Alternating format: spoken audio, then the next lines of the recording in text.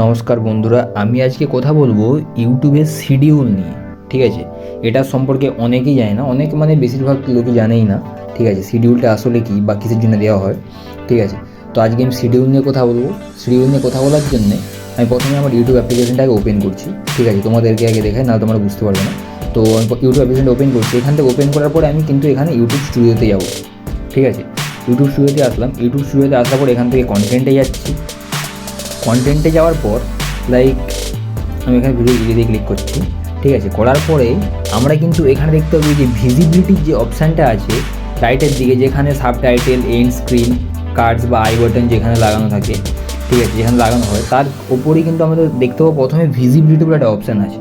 এই ভিজিবিলিটির মধ্যে যেখান থেকে তোমরা ভিডিও পাবলিক করো সেখানেই কিন্তু ওই অপশানটা আছে শিডিউল। আর শিডিউল করে তোমার ভিডিও পোস্ট করলে তোমাদের ভিডিও ভাইরাল হওয়ার চান্স অনেক বেশি থাকে। ঠিক আছে, এমনি ভিডিও পোস্ট করার থেকে শিডিউল করে ভিডিও পোস্ট করলে ভিডিও ভাইরাল হওয়ার চান্স অনেক বেশি থাকে। বা তুমি তোমার ইউটিউব অ্যানালিটিক্স থেকে তুমি দেখতে পারো যে তোমার অডিয়েন্স কখন অন থাকে, তো তুমি সেই টাইমে তুমি শিডিউল বানিয়ে ভিডিওটাকে তুমি পোস্ট করে আগে থেকে রাখলে, করার পর তুমি যদি শিডিউল বানিয়ে দিলে, ঠিক আছে, যে আমি ওই টাইমে ভিডিওটা পোস্ট করতে চাই, ঠিক আছে, তো তাহলে হয়ে যাবে। তো যেমন ধরো আমি পাবলিক এখানে ক্লিক করলাম, এখানে ক্লিক করে এই যে শিডিউল দেখতে পাচ্ছ নিচে শিডিউল, ঠিক আছে, শিডিউল ক্লিক করে এখানে কিন্তু আমি যেই ডেটটা দেবো সেই ডেটটাতে কিন্তু এই ভিডিওটা আমাকে পোস্ট হয়ে যাবে, ওটা অটোমেটিক্যালি। করার পর আমি যেখানে ডান করবো হয়ে যাবে। তো আমি এটা শিডিউল করছি না, তো আমি তোমাদেরকে দেখানোর জন্যে আমি একটা ভিডিও এখানে পোস্ট করছি শিডিউল দিয়ে, কিন্তু আমি সেটা পোস্ট করবো না, শুধু একমাত্র তোমাকে দেখানোর জন্যই করছি। তো এখান থেকে আমি আপলোড ভিডিওতে ক্লিক করবো। ঠিক আছে, করার পর আমি এখান থেকে যে কোনো একটা ভিডিও নিয়ে নিচ্ছি।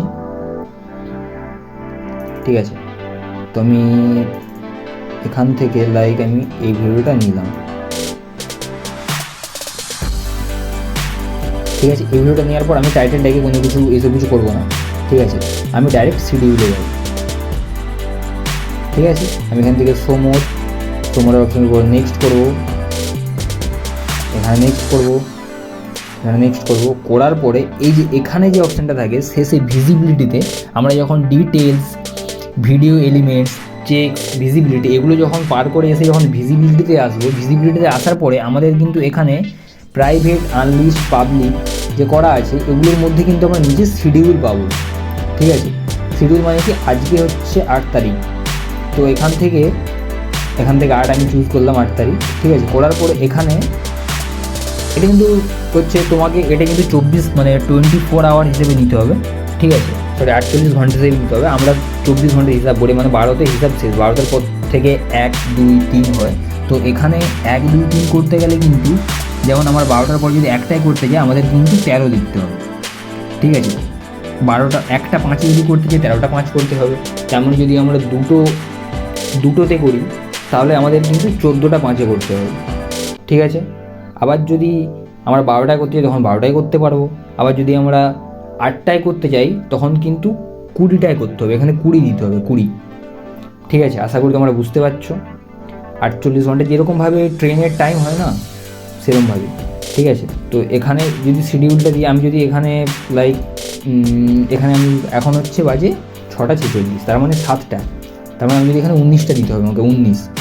ঠিক আছে, তো আমি যদি এখানে 19 দিয়ে দিই, এখানে যখনই 6টা 46 জায়গায় যখন 7টা বাজে আমার ভিডিওটা কিন্তু অটোমেটিক্যালি পোস্ট হয়ে যাবে। ঠিক আছে, আর শিডিউল হিসেবে ভিডিও পোস্ট করলে বোঝা যায় যে তোমার অডিয়েন্স কখন বেশি থাকে বা কখন তোমার অডিয়েন্স আছে। এই টাইমে তুমি যদি ভিডিওটা পোস্ট করো তো তোমার ভিডিওটা ভিউজে বেশি আসবে বা তোমার অডিয়েন্স আরও বেশি তোমার কাছে এঙ্গেজড হবে তোমার ভিডিওতে। ঠিক আছে, তো আশা করি বুঝাতে পারলাম আমি ইউটিউবের শিডিউল হিসেবে, এটা সম্পর্কে অনেকেই জানে না। তো আশা করি তোমার ভিডিওটা ভালো লেগেছে, যদি ভালো লেগে থাকে চ্যানেলটাকে সাবস্ক্রাইব করো। Thank you.